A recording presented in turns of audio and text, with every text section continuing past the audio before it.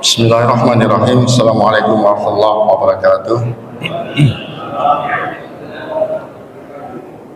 Innal hamdalillah nahmaduhu wa nasta'inuhu wa nastaghfiruh wa na'udzu billahi min shururi anfusina wa min sayyiati a'malina. May yahdihillahu fala mudilla lahu wa may yudlilhu fala hadiya lahu. Asyhadu an la ilaha illallah wahdahu la syarika lahu. Asyhadu anna Muhammadan abduhu wa rasuluhu la nabiyya wa la rasula ba'da. Allahumma salli wa sallim ala Muhammad wa ala alihi wa ashabihi ajma'in. Ikhwafillah jamaah taklim maghrib Masjid Al-Muhajirin Rumahan Alinda Kencana yang insyaallah sama-sama dimuliakan Allah Subhanahu wa taala. Alhamdulillah pada kesempatan malam hari ini kita kembali dipertemukan oleh Allah dalam satu majlis yang insyaallah majlis ini merupakan majlis yang penuh dengan keberkahan dan ridho dari Allah Subhanahu wa taala. Pada kesempatan malam yang berbahagia ini insyaallah kita akan membahas satu tema kajian yang relate dengan kondisi saat ini yang sering kali kita alami dalam kehidupan kita sehari-hari, yaitu terkait dengan hukum daripada bunga bank, ya. Kenapa saya perlu mengangkat kembali tema ini? Karena mengingat masih banyak di antara kita, di antara saudara-saudara kita yang menghalalkan terkait dengan bunga bank. Meskipun sebenarnya banyak di antara kita yang juga sudah banyak yang tahu tentang status hukum bunga bank itu adalah haram. Karena kalau kita tinjau dari beberapa pemahaman ataupun beberapa pengertian terkait dengan bunga bank, ya ini sudah barang tentu bunga bank ini merupakan bagian daripada perkara yang diharamkan, ya, karena bunga bank ini merupakan imbalan yang dibayar oleh peminjam atas dana yang diterimanya. Biasanya dijalankan dalam bentuk persentase, ya. Dan dalam prakteknya di dunia perbankan, bunga ini merupakan sumber utama penghasilan daripada bank konvensional. Saya katakan sebagai sumber utama karena memang ada sumber-sumber lain dari bank konvensional, ya, di dalam pos penghasilannya. Ya, di antaranya misalkan ada pendapatan jasa transfer, ya, pendapatan administrasi dan sebagainya. Kemudian dari sekian banyak pendapatan, yang paling besar adalah bersumber dari pembungaan. Itulah yang terjadi di bank konvensional. Nah, hukum bunga bank itu sendiri, ya, semua saya yakin kita di sini sudah memahami bahwasanya bunga bank itu termasuk dalam kategori riba, ya. Karena bunga yang ditarik dari peminjam atau diberikan kepada penabung itu hukumnya haram atau termasuk riba. Kenapa bunga tersebut dikatakan riba? Karena hakikatnya uang yang kita simpan di bank, meskipun akad yang kita inginkan adalah nitip, sekedar nitip, namun faktanya kita itu bukan nitip uang. Kita naruh duit di bank, hakikatnya itu tidak nitip uang, tapi kita meminjamkan uang. Kenapa demikian? Karena ketika kita menyimpan uang di bank konvensional, ya, kita mempersilahkan kepada bank untuk menggunakan dana yang kita simpan di bank tersebut, sehingga akad wadiah atau titipan yang kita lakukan di perbankan itu berubah, ya, karakternya menjadi pinjaman atau akad qard. Ya. Jadi kita hakikatnya meminjamkan uang kepada bank karena bank boleh menggunakan uang yang kita simpan di bank tersebut. Ya. Dan kemudian bank memberikan bunga pada kita yang menyimpan. Maka bunga itu adalah keuntungan yang kita dapat gara-gara kita minjemin duit kepada bank. Ya. Atau sebaliknya, bank menarik bunga dari para nasabah atau debiturnya. Ini pun sama, ya. Berarti dalam hal ini bank memberikan pinjaman kepada para debitur, lalu kemudian bank mengambil keuntungan atas pinjaman yang diberikan kepada debitur. Ya, jadi dari pihak nasabah yang nyimpan itu bunga termasuk riba, begitu pula pendapatan bunga bank yang diberikan kepada nasabah bank yang bertindak sebagai debitur, maka itu juga termasuk riba. Nah, maka sudah sangat jelas ya. Jadi dalam dunia perbankan konvensional sudah jelas ya bahwa bunga bank itu berdasarkan fatwa MUI juga sudah ditegaskan itu semuanya haram ya, baik MUI maupun fatwa ulama internasional mengharamkan terkait dengan bunga bank itu sendiri. Ini silakan dilihat fatwa-fatwanya. MUI nomor 1 tahun 2004 itu juga mengatur tentang haramnya bunga atau interest atau faedah di bank konvensional. Nah, namun demikian hadirin kaum muslimin rahimakumullah, meskipun sudah jelas-jelas fatwa mengharamkan, masih ada saja di antara kita atau saudara-saudara kita yang membolehkan terkait dengan bunga bank itu sendiri. Dan yang membolehkan ini bukanlah hanya dari kalangan orang yang awam, tapi termasuk dari kalangan orang yang berpendidikan, orang yang memiliki ilmu yang banyak, ya, dia dengan berbagai dalil dan argumentasinya mengatakan bahwasanya bunga bank itu halal. Nah, ini yang jadi masalah, ya.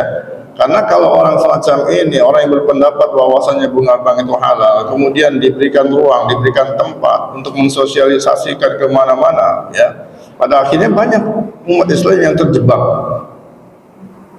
oleh ajakan daripada mereka yang mendukung pendapat yang mengatakan bahwa bunga bank itu halal, ya. Oleh karena itu dalam kesempatan yang baik ini saya mencoba untuk melakukan counter ya terhadap mereka yang berpandangan bahwasanya bunga bank itu halal. Oke, jadi di sini ada beberapa pandangan yang saya akan tampilkan, pandangan dari mereka yang menganggap bahwa bunga bank itu halal. Di antaranya yang pertama, mereka yang berpendapat bahwa bunga bank yang haram itu hanya bunga bank yang bersifat konsumtif. Ya, jadi kalau bunga yang dari pinjaman produktif berarti nggak haram katanya. Yang haram itu hanya untuk yang konsumtif. Kalau yang produktif tidak haram.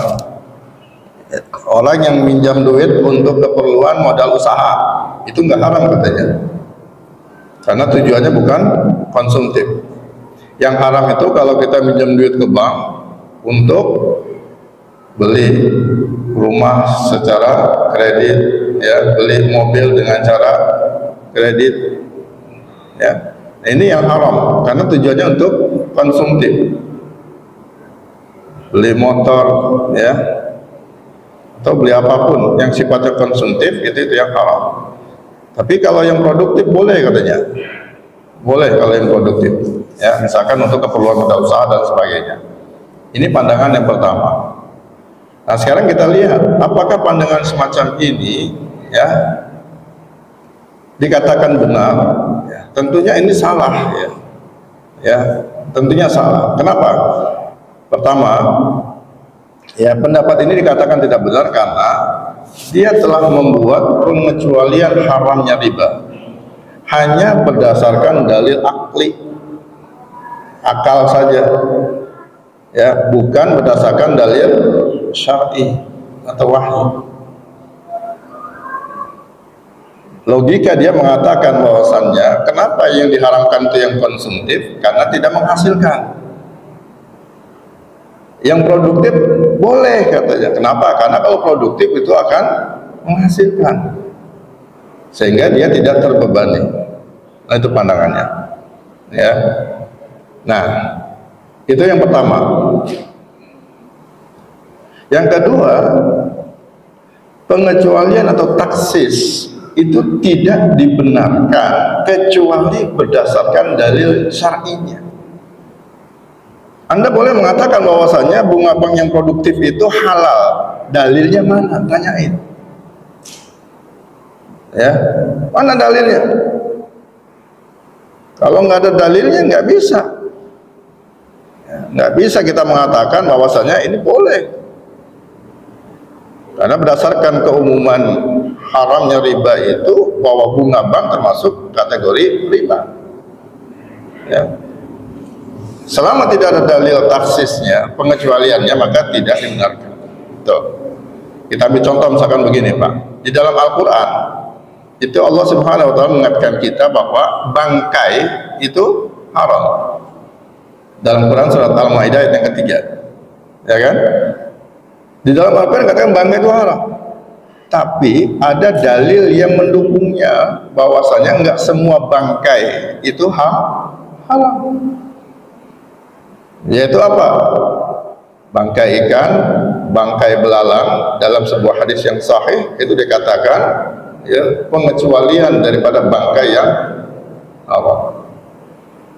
Makanya tuh orang yang di mana tuh yang suka jualan belalang, ya, di daerah mana tuh? Di Jogja ke sono dikit, naik dikit tuh. Ya, itu banyak kan disajikan tuh belalang halal. Ya, halal. Nah, ikan itu halal meskipun dia tidak disembelih dengan menyebut nama Allah, halal, ya kan, Pak? Ya. Baik, jadi ada pengecualiannya boleh. Itu yang pertama. Kemudian dalil keharaman riba itu bersifat umum. Ya, dalam Quran surat Al-Baqarah 275 itu sangat jelas, ya, bahwasanya Allah Subhanahu wa taala menghalalkan jual beli dan mengharamkan riba. Wa halallahu al-bai'a wa harrama riba. Allah halalkan jual beli dan Allah haramkan yang namanya riba. Jelas dalilnya. Ya. Jadi segala macam bentuk riba, ya, baik yang sifatnya konsumtif maupun produktif itu haram, tetap haram. Ya. Jadi ada kaidah usul fiqh menyebutkan bahwasanya al-amu yabqa ala umumihi ma lam yurad dalilu at-takhsis.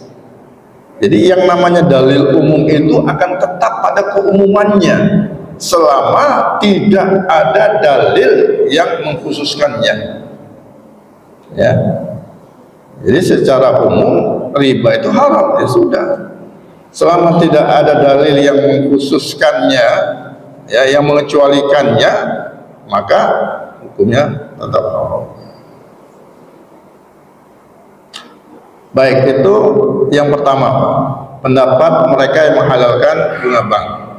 Jadi bisa kita bantah. Ya, kalau mereka berkata bahwasanya yang halal itu, yang haram itu yang konsumtif, yang halal produktif, itu salah. Jelas salah. Lalu pendapat yang kedua, di antara mereka juga ada yang berpendapat bahwasanya bunga bank yang haram itu hanya bunga yang berlipat ganda. Jadi kalau yang sedikit nggak apa-apa. Ya. Mereka mengatakan bunga bank itu halal karena umumnya bank menerapkan sistem bunga itu nggak terlalu besar, Pak. Ya, kita minjem duit di bank. Kalau kita minjem duit di bank itu paling setahun bunganya berapa?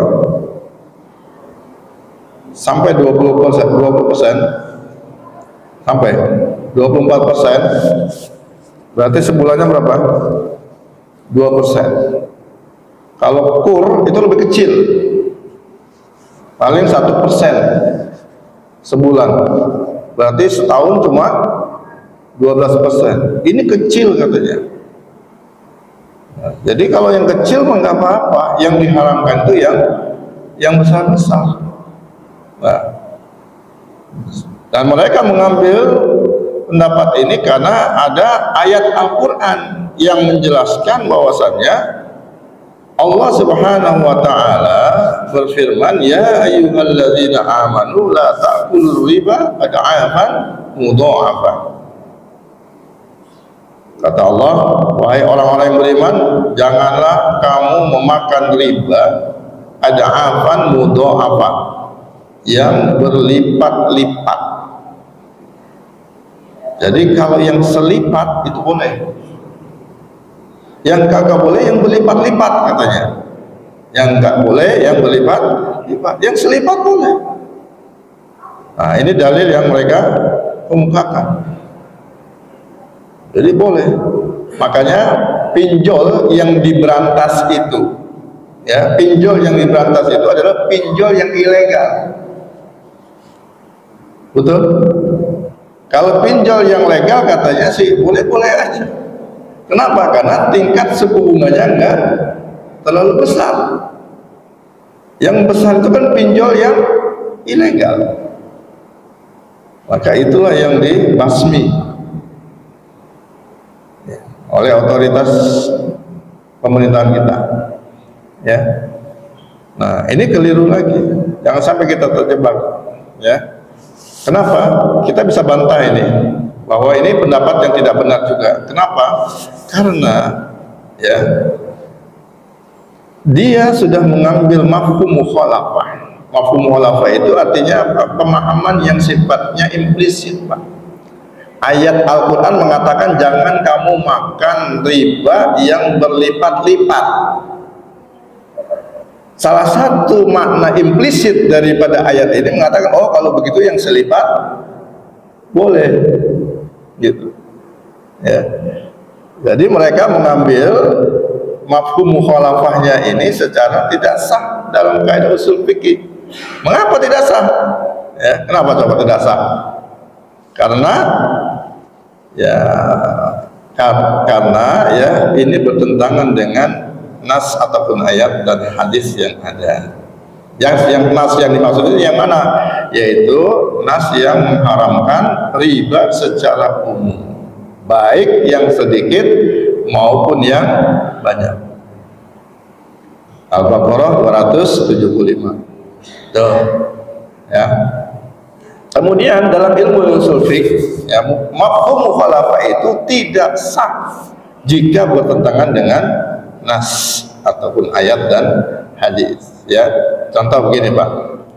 Misalkan dalam Quran surat An-Nur ayat 33, ya, itu seorang muslim dilarang memaksa budak perempuannya melakukan pelacuran kalau mereka menghendaki kesucian. Ya, di sini ada makna implisitnya, Pak. Makna implisitnya apa? Berarti kalau si budak itu menghendaki kesucian, ya, maaf, kalau budak itu tidak menghendaki kesucian, berarti boleh tidak? Boleh dipaksa untuk melacur. Kalau si budaknya tidak menghendaki kesucian, itu makna implisitnya, ya. Nah, jadi jika memaksa budak perempuan yang tidak menghendaki itu boleh. Oke. Nah, tentunya pemahaman makna implisit semacam ini adalah pemahaman yang batil dan tidak boleh diamalkan. Kenapa? Karena bertentangan dengan nas umum yang ada terkait dengan keharaman zina. Ya, baik pelaku itu menghendaki kesucian atau tidak menghendaki kesucian, tetap yang namanya zina itu haram. Nah, demikian pula ketika kita membolehkan riba yang sedikit, yang tidak berlipat ganda, ya ini berarti kita mengambil mafhum mukhalafah, ya, yang batil dari Quran surat Ali Imran ayat yang ke-130 tadi. ya, tidak diperbolehkan. Kenapa? Karena ini bertentangan dengan nas yang mengharamkan tentang riba. Oke, itu pendapat yang kedua. Ya, mereka yang menghalalkan bunga bank karena dianggap yang halal itu yang sedikit, ya, yang haram itu yang banyak. Ya, kalau sedikit boleh. Gitu ya. Lalu pendapat yang ketiga, di antara mereka juga masih terkait dengan masalah bunga bank yang haram, yang bunganya berlipat ganda. Tapi ini ditinjau dari sisi yang berbeda. Ya, kalau tadi berdasarkan mafhum mukhalafa tadi. Nah, kalau ini berdasarkan, ya, yang dia mengatakan bahwasanya riba secara umum memang haram. Berdasarkan Quran surat Al-Baqarah ayat 275. Dia mengakui bahwasanya riba itu memang haram secara umum. Tapi katanya, nah ini pengambilan dalilnya dia. Tapi kemudian ada pengecualian katanya, taksis. Yaitu yang diharamkan itu khusus riba yang berlipat ganda berdasarkan Quran surat Al-Imran 130. Ya, jadi 275 Al-Baqarah itu memang betul riba itu haram. Tapi kemudian datang ayat yang mengecualikan yang haram itu yang berlipat-lipat. Jadi kalau yang tidak berlipat-lipat itu boleh katanya. Nah, jadi dia melihat dalam hal ini seolah-olah, ya, Quran surat Ali Imran ayat 103 itu, ya, merupakan bentuk taksis terhadap dalil yang umumnya tadi. Nah, jadi riba yang tidak berlipat ganda hukumnya boleh katanya sebagai taksis dari keumuman riba. Baik, ini pun bisa kita bantah, ya, bahwa pendapat yang ketiga ini juga dikatakan batil. Kenapa? Karena tidak benar kalau mereka mengatakan bahwa Quran surat Al-Imran ayat yang ke-130 itu adalah dalil taksis atau pengecualian, ya, dari keumuman riba. Tidak benar. Kenapa? Sebab dalam ilmu usul fiqh dalil taksis itu haruslah datang belakangan, Pak. Ya, jadi dalil umum itu datanglah memang lebih dulu. Menurut pendapat mereka, ya, dalil umumnya yaitu riba haram itu memang datang lebih dulu katanya dibandingkan dengan Ali Imran 130. Ya.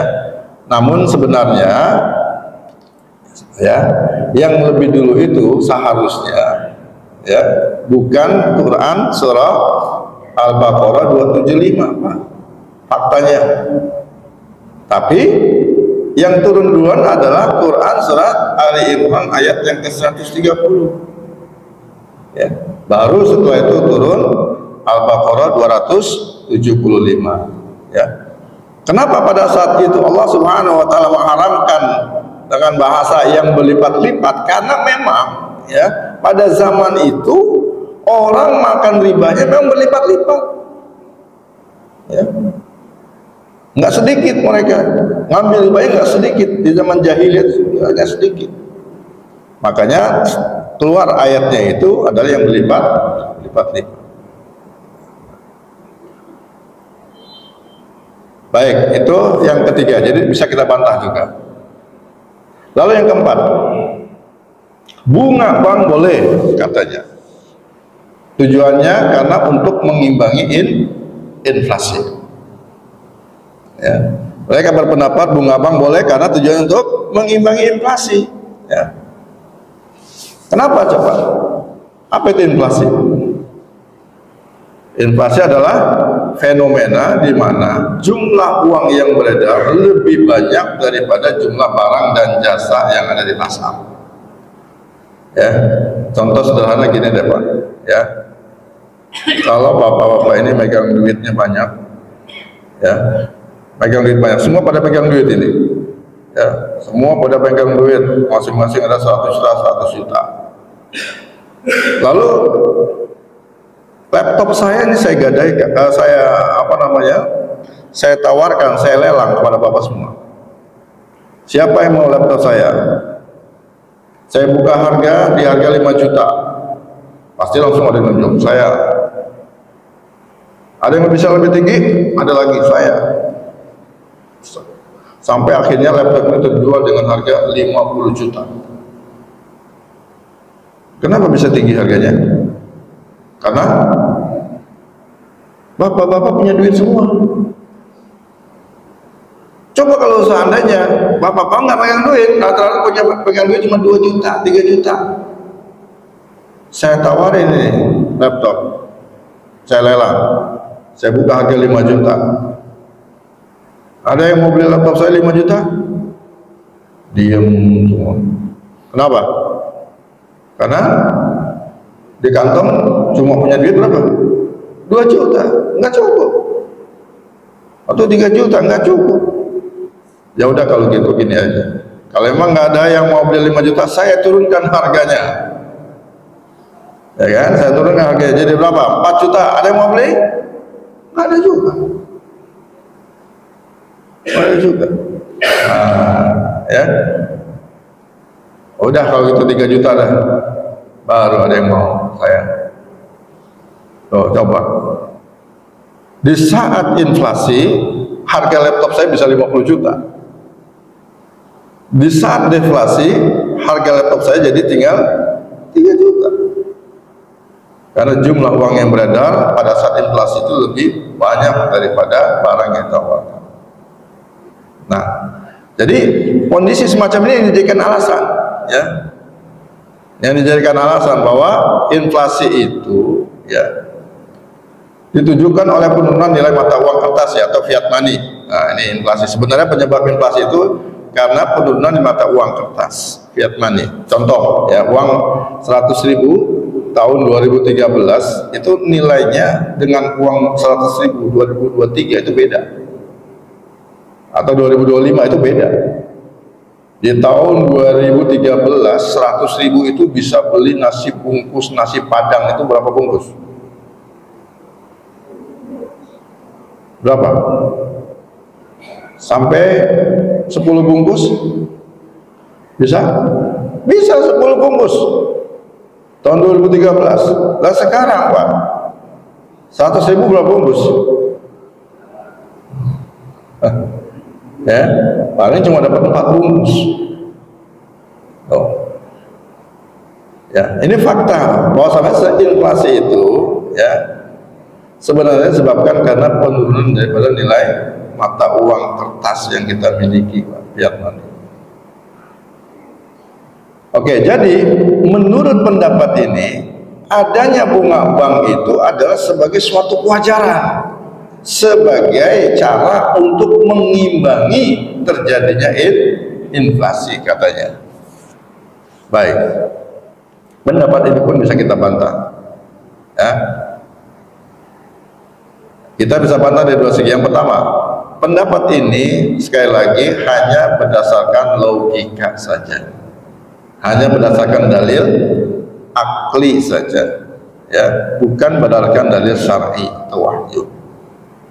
Karena kalau kita berbicara hukum Islam, ya, artinya kita itu bicara hukum berdasarkan wahyu Allah, baik Al-Quran dan As-Sunnah. Jadi bukan berdasarkan akal manusia, bukan berdasarkan logika. Ya, coba kita lihat misalkan dalam Al-Quran, Allah kan perintahkan kepada kita, misalkan dalam Quran surat Al-Maidah ayat 48, 49, ya, fahkum bainahum bima anzalallah. Itu dari ayat 48. Hendaklah kalian mengambil hukum di antara kalian, ya, di antara mereka itu dengan apa-apa yang diturunkan oleh Allah. Begitu pula di ayat 49 juga sama, wa anihkum bainahum bima anzalallah. Hendaklah kalian mengambil hukum di antara mereka dengan apa-apa yang diturunkan oleh Allah Subhanahu wa taala. Itu dalil yang memerintahkan pada kita ketika kita ingin menetapkan hukum, ya. Baik.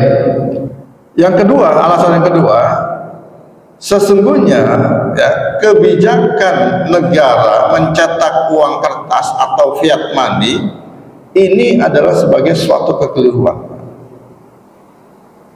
Ya. Kenapa coba? Karena uang kertas itu dia tidak memiliki nilai intrinsik yang ada pada diri uang kertas itu sendiri. Sehingga apa yang terjadi? Inilah yang menyebabkan inflasi yang terus menerus. Ya, uang 100.000 dengan uang 50.000, ya, dan uang 2.000 itu biaya produksinya sama atau tidak? Sama, ya. Jadi yang membedakannya itu cuma apa?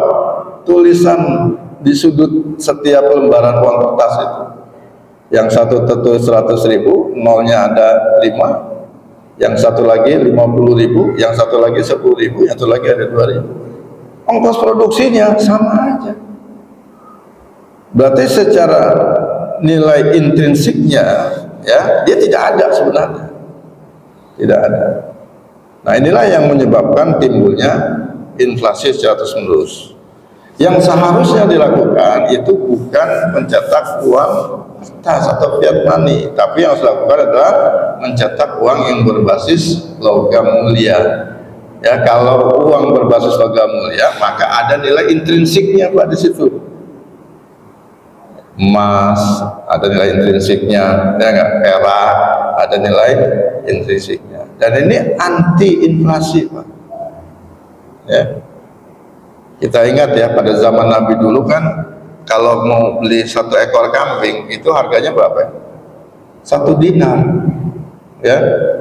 Sekarang Pak, Bapak beli 1 ekor kambing juga sama. Harganya nggak jauh-jauh beda, 1 dinar juga.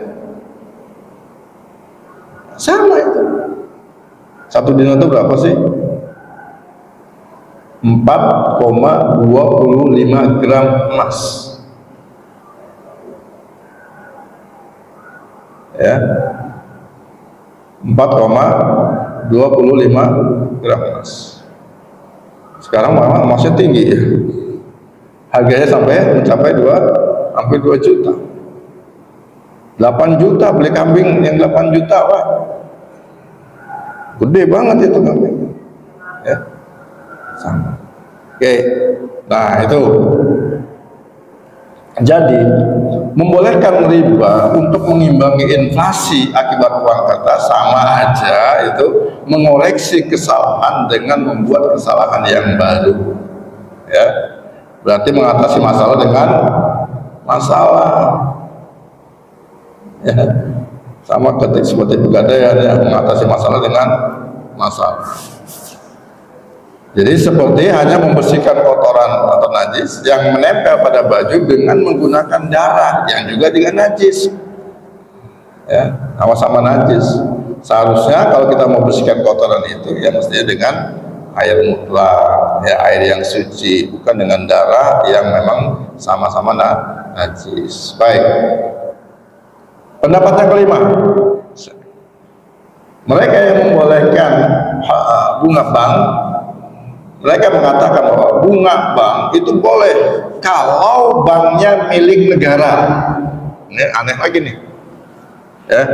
Jadi kalau banknya milik negara, kita nyimpen di bank milik negara Pak, ya, dapat bunga itu boleh katanya. Yang kagak boleh kalau kita nyimpen di bank swasta, bukan bank negara. Itu yang haram. Kenapa mereka berpandangan seperti itu? Ya, karena mereka mengasumsikan bahwasannya bunga itu adalah sebagai bentuk tanggung jawab pemerintah kepada rakyatnya. Bunga dari bank pemerintah itu sebagai bentuk, ya, kepedulian pemerintah terhadap rakyatnya. Nah, sebagai bentuk pelayanan negara yang menjadi hak rakyat. Jadi jika banknya adalah bank swasta, maka bunga bank baru dikatakan haram. Aneh ya. Nah, jadi ini juga sama bisa kita bantah dari dua segi. Yang pertama karena pendapatnya hanya berdasarkan dalil akal, sekali lagi ya, bukan berdasarkan dalil syariat atau wahyu, ya. Dan pendapat ini telah mengecualikan haramnya riba tanpa dalil syariah, ya, karena tidak terdapat dalil syariah yang mengatakan bahwa riba yang dibolehkan jika diberikan oleh negara kepada rakyatnya. Nggak ada itu dalilnya. Silakan cari. Jadi kalau ada riba dari negara kepada rakyatnya itu boleh. Silakan cari dalilnya. Nggak ada dalilnya. Ya, riba ya tetap riba. Yang keenam, pendapat yang keenam yang membolehkan bunga bank itu karena bunga bank boleh karena dulu belum ada bank katanya. Dulu riba itu diharamkan karena terjadi transaksinya antara individu dengan individu. Ribanya terjadi di situ. Ya, bukan antara individu dengan institusi, instansi, bukan. Instansi bank bukan. Belum ada bank dulu. Ya, di zaman Nabi itu. Ya. Jadi riba zaman dulu bukan riba antara individu dengan institusi, ya, seperti yang terjadi pada saat di zaman sekarang ini.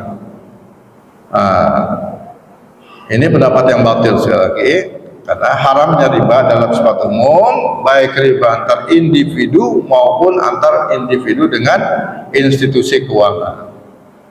Selain itu, Pak, jika riba antar individu saja haram, maka logikanya harusnya nih, riba oleh institusi tertentu itu lebih haram lagi seharusnya. Kenapa? Karena kalau ada institusi yang memfasilitasi, sama saja ini memberikan kemudahan. Ya. Jadi kita lebih enak minjem duit di bank itu lebih nyaman, Pak, daripada kita minjem ke individu. Bapak minjem duit ke teman bapak, tangga bapak, itu belum ada jaminan bahwa bapak itu akan aman secara marwahnya. Karena bisa saja nanti bapak diomongin, oh si Fulan mau minjem duit sama saya segini, nggak bayar tuh, bisa kayak gitu, ya. Tapi kalau bapak minjem di bank, aman, Pak, ya enggak? Lebih aman kita minjem di bank. Nah, itu yang bikin harusnya ya riba yang difasilitasi oleh institusi itu menjadi lebih haram lagi seharusnya. Sama seperti halnya logikanya begini, Pak. Kalau terkait dengan orang yang berzina, Pak, ya, orang yang berzina, pelacuran itu bisa terjadi antar individu, perzinahan bisa terjadi antar individu dengan individu, atau bisa juga terjadi antara individu dengan suatu institusi. Prostitusi, saya tanya, lebih nyaman zina antar individu atau zina di suatu lembaga prostitusi? Lebih tenang yang mana? Ya. Lebih tenang yang mana, saudara? Iyalah, udah dilindungi, tenang, mau kamu di sini aman. Udah masuk ke situ udah ketahuan. Alhamdulillah sekarang nggak ada lagi kan ya. Kalau dulu kan ada tuh, ya terkenal dulu. Ya, sekarang nggak ada tuh. Ya, di rumah bordil gitu kan, lokalisasi keramat tunggak. Dulu kan ada bahasa itu kan, keramat tunggak, mesti ingat ya. Jadi orang aman aja berzina di sana. Tapi kalau dia berzina di satu tempat yang ada individu aja yang memang tidak dilegalkan, itu kasak kusuk dia. Ya, kasak kusuk. Baik. Maka jika pelacuran antar individu diharamkan, begitu pula pelacuran yang didukung sebuah sistem atau institusi tentu lebih haram lagi, Pak. Ya. Nah, itu pendapat yang ke-6. Ada dua pendapat lagi, pendapat 7 dan ke-8. Azan dulu, Pak, nanti bisa kita sambung. Nah.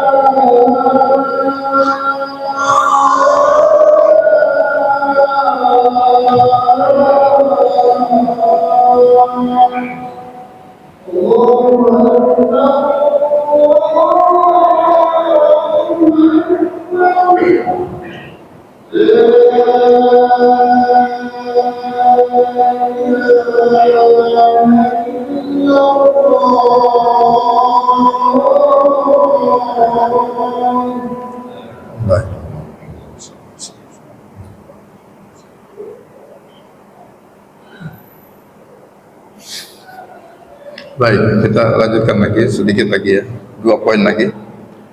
Poin yang ketujuh, pendapat yang menghalalkan bunga bank, diantaranya adalah bunga bank itu boleh karena terjadi secara suka sama suka. Apakah demikian faktanya? Kita lihat ya. Memang umumnya ya, orang yang minjem duit ke bank ya, dia rela membayar dengan jumlah berlebih. Begitu pula orang yang nyimpan duit di bank kemudian mendapatkan bunga yang ditetapkan oleh pihak bank, dia juga rela. Pihak bank juga memberikan bunga kepada si nasabah yang mendepositokan uangnya juga dengan rela. Meskipun mereka betul-betul rela, Pak, dan kita juga tahu sebenarnya kerelaan mereka diragukan sebenarnya, ya kan? Meskipun mereka betul-betul rela, yang memberikan bunga ataupun yang menerima bunga sama-sama rela, ya, tidak ada perpaksaan, ya, pada pihak-pihak terlibat dalam masalah bunga tadi, ya. Sehingga kata dia boleh memang, karena sama-sama rela, ya. Namun tetap yang namanya kerelaan dalam transaksi riba itu tidak membuat hukum riba dari haram menjadi halal. Ya, ini pendapat yang ya, batil kalau mereka mengatakan bahwa kalau yang suka sama suka itu boleh ya, menghalalkan sesuatu yang dengan apa sukarela maka diperbolehkan gitu. Nah, ini keliru. Mereka menghalalkan cuma karena faktor suka sama suka, ya. Jadi kerelaan atau suka sama suka itu tidak dapat menghalalkan sesuatu yang haram. Ya. Yang haram tetap haram meskipun dilakukan suka sama suka.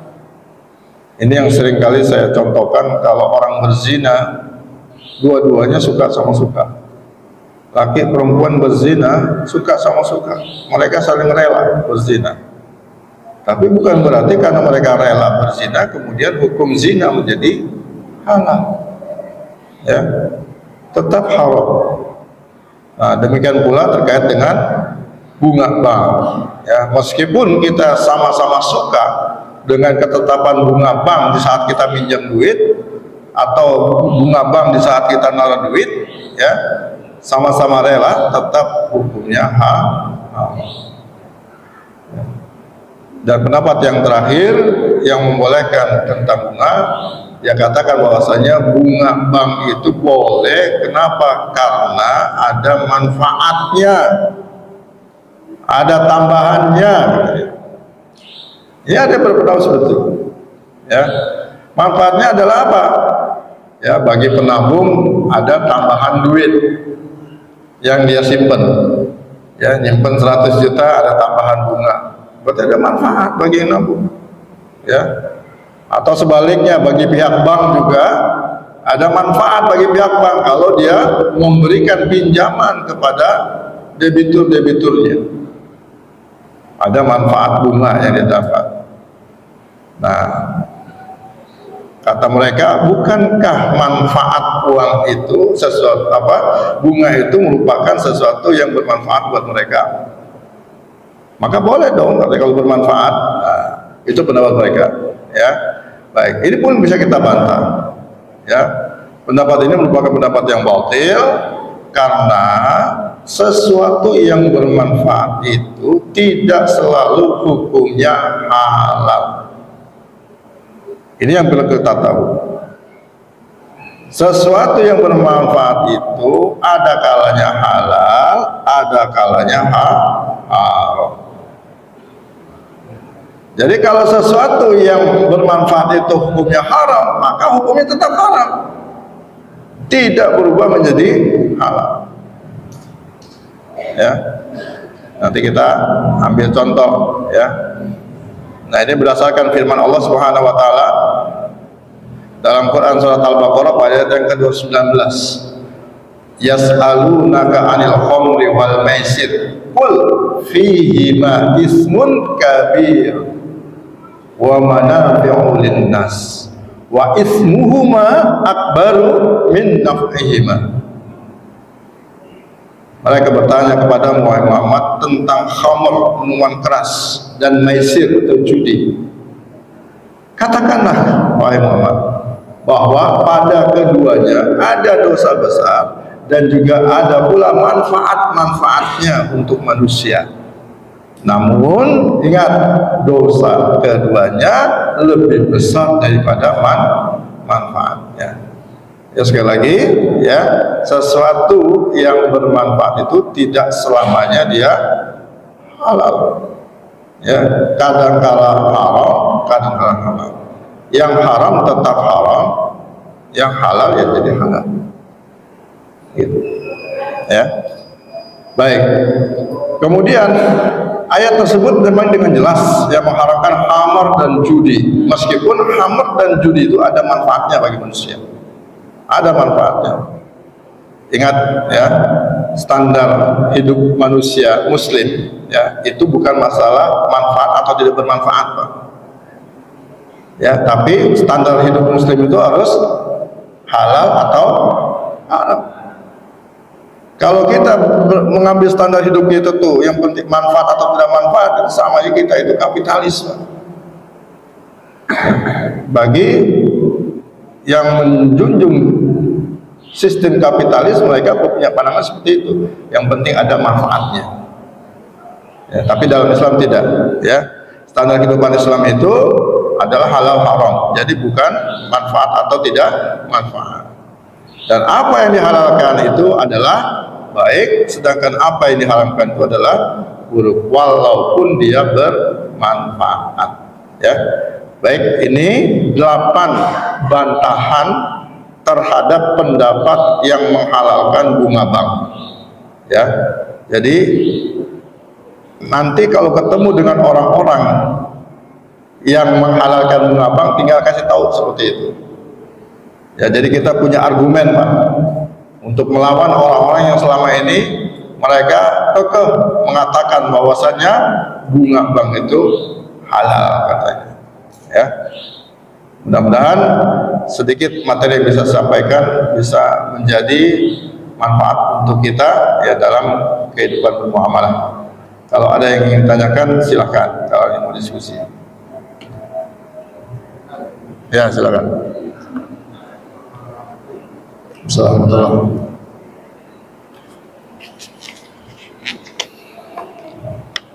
Ada pertanyaan pertama, bagaimana hukumnya orang yang bekerja atau di institusi keuangan?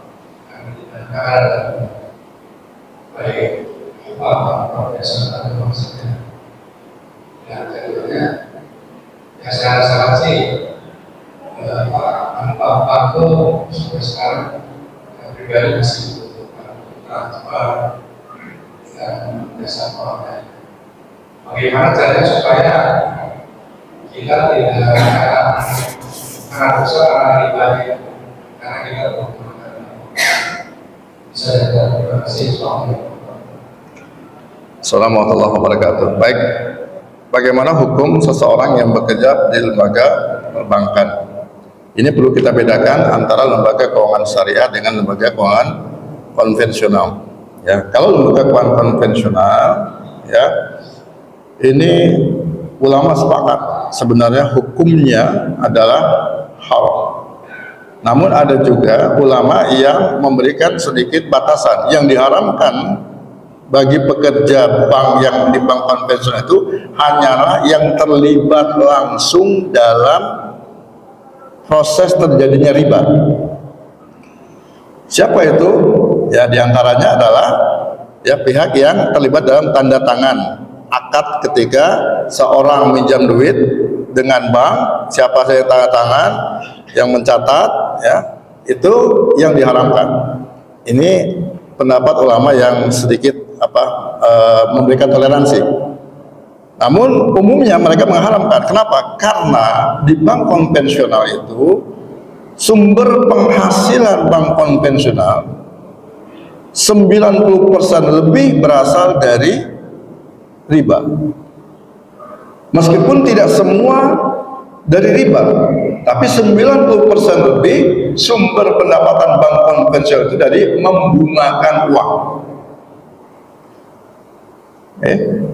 Ada juga pendapatan yang halal dari bank konvensional, yaitu apa?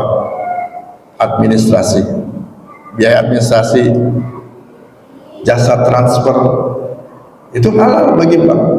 Tapi silakan yang pernah bekerja di bank, perhatikan itu komposisinya.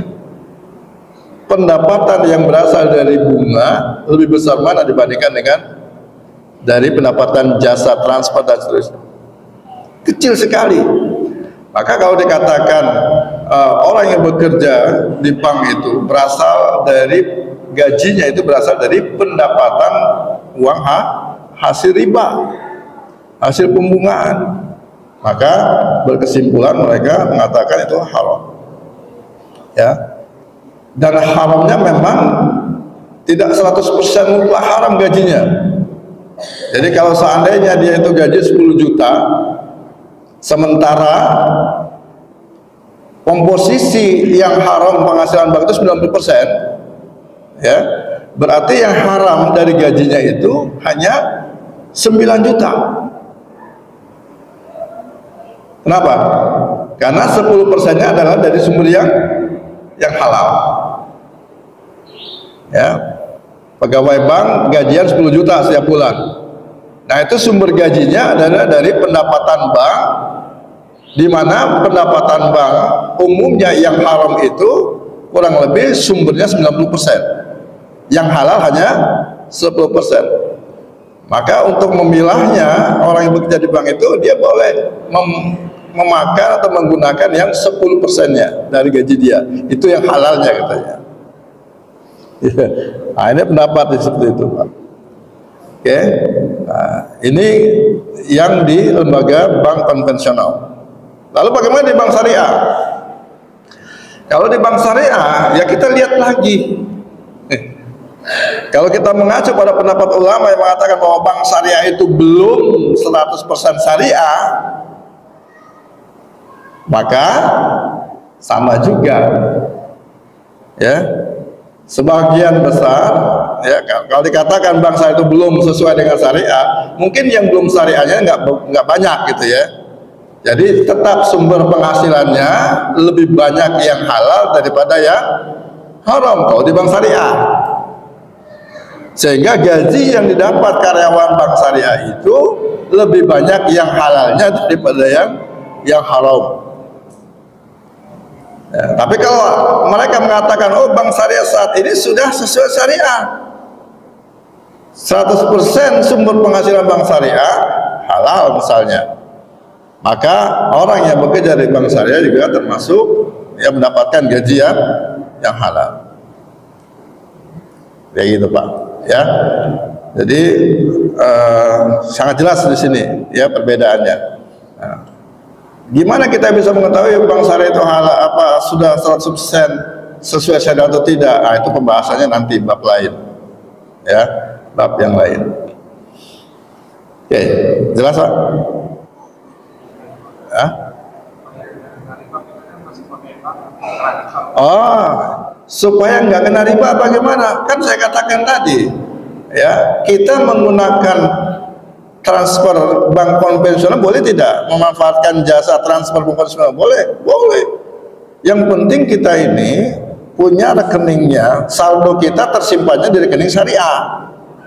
Kita mau transfer ke yang konvensional, nggak jadi masalah, dan kita bayar biaya transfernya misalnya 2.500, nggak jadi masalah. Yang penting duit kita itu ya terhimpunnya di lembaga keuangan syariah, ya, supaya apa? Supaya manfaat daripada uang yang kita simpan itu juga digunakan untuk transaksi-transaksi yang sesuai syariah. Memang ada orang yang berpendapat, kan saya cuma nyimpen duit doang di bank konvensional, saya nggak ngambil bunganya. Saya sudah bikin komitmen, pokoknya berapapun nilai bunga yang didapatkan dari duit yang saya simpen di bank konvensional, maka saya tidak akan ambil, misalkan ngomong kayak begitu. Ya, tetap apa? Tetap dosa. Kenapa? Karena kita sudah ikut membantu, ya, lembaga keuangan konvensional itu melakukan transaksi-transaksi yang membuat orang ya terjerat riba. Karena duit kita disimpan di situ, kemudian bank punya kekuasaan untuk memberikan pinjaman kepada nasabahnya yang butuh modal dan dikenakan bunga, akhirnya tercipta riba gara-gara duit kita ada di situ. Ya. Pak Ustadz, saya punya simpanan cuma 1 juta di bank konvensional. Gimana dong? Apa perlu dipindahin juga? Jangankan 1 juta, 100.000 aja pindahin Pak. Kenapa? Karena kita tidak bicara masalah besar atau kecil. Ar-riba la yajuz qaliluhu wa la katsiruhu. Riba nggak boleh, mau sedikit mau banyak kagak boleh, ya, tetap kagak boleh. Maka pindahkan itu saldo yang 100.000, 200.000, apalagi yang 1 juta pindahkan, ya. Dan juga kita ingin menunjukkan bahwasanya kita itu berpihak pada kebenaran, bukan pada kesalahan, bukan pada kebatilan. Meskipun cuma seperak duit kita, kita tunjukkan kita itu berpihak pada kebenaran. Ya, sama seperti halnya burung pipit yang hanya dengan paruhnya yang kecil, dia itu berusaha untuk memadamkan api yang membakar Nabi Ibrahim. Akhirnya nggak seberapa yang dia jatuhkan di api yang membakar Nabi Ibrahim, kagak bakalan pengaruh itu. Memadamkan api yang membakar Nabi Ibrahim nggak ada pengaruhnya. Tapi burung pipit ingin menunjukkan pada kita bahwa dia berpihak pada kebenaran. Beda dengan cicak. Cicak meskipun lidahnya kecil, dia berusaha untuk niupin api supaya semakin besar. Itu yang membakar Nabi Ibrahim. Betul kagak? Cicak yang cuma kecil ini lidahnya, berapa sih besar pengaruh tiupannya? Nggak akan bisa membesarkan api untuk membakar Nabi Ibrahim. Tapi cicak menunjukkan keberpihakannya bahwa dia berpihak pada kebatilan. Nah, kita pun sama. Meskipun duit Bapak nggak banyak di tabungan bank kita, jangan sampai kita biarkan di bank konvensional. Pindahkan. Sementara ini ada bank syariah, pindahkan ke bank syariah dulu. Demikian Pak. Ya. Baik, saya pikir cukup dulu ya. Mudah-mudahan apa yang kita bahas hari ini ada manfaatnya buat kita semuanya. Sama-sama kita akhiri dengan membaca doa kafaratul majlis. Subhanakallahumma wa bihamdika asyhadu